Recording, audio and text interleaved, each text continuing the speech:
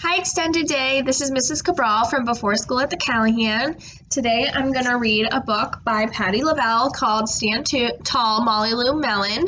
This book is about a girl who's a little bit different and kids kind of pick on her, but her grandma inspired her to just be herself and people will love her anyway. And you'll find it has a happy ending. It's one of my favorite books to read. And since I teach first grade, I love it even more because Molly Lou Melon's also in first grade. So it works great in my classroom, and I hope you enjoy it as much as I do.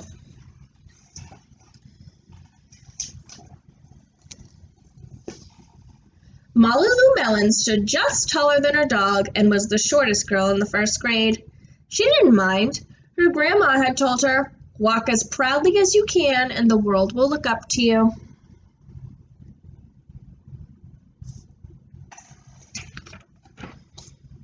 So she did.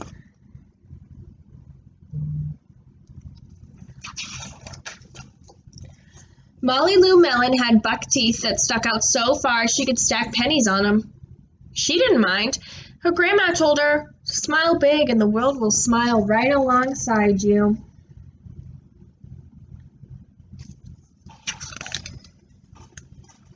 So she did.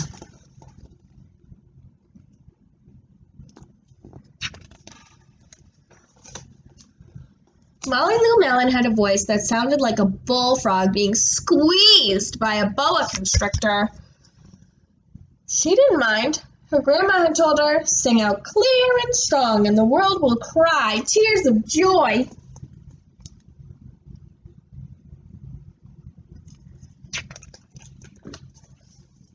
So she did.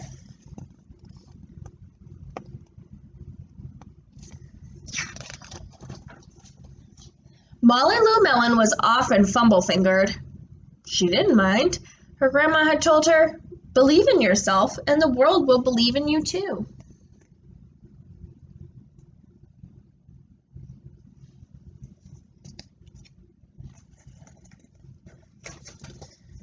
So she did.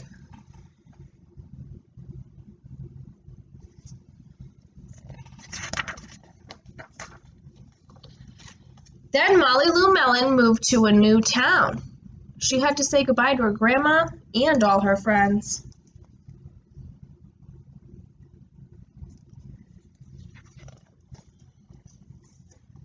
Starting a new school.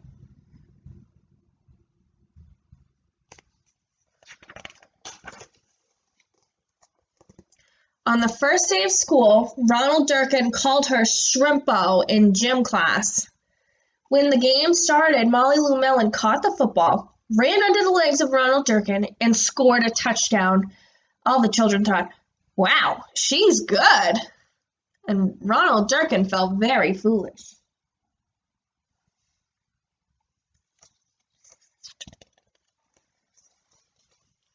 On the second day of school, Ronald Durkin called her Buckytooth Beaver. Molly Lou Melon took out her pennies, stacked 10 high on her teeth, and smiled as big as day. All the children smiled with glee, and Ronald Durkin felt very foolish.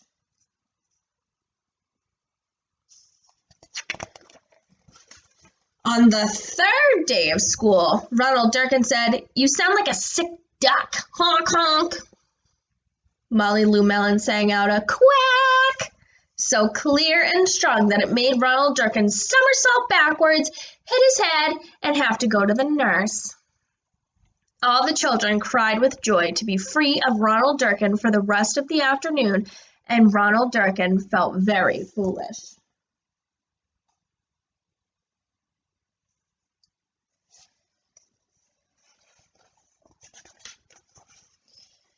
On the fourth day of school, Ronald Durkin said that she'd made the snowflake all wrong, but Molly Lou Melon opened up her paper and revealed the most beautiful snowflake of all. All the children oohed and ahed, even Ronald.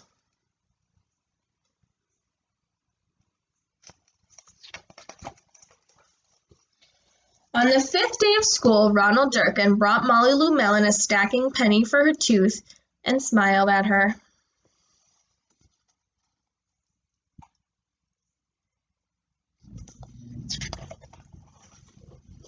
That night, Molly Lou Melon took out a pencil and paper and wrote a letter to her grandma.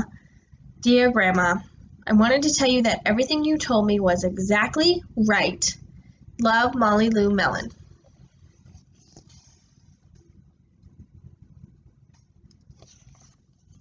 The end.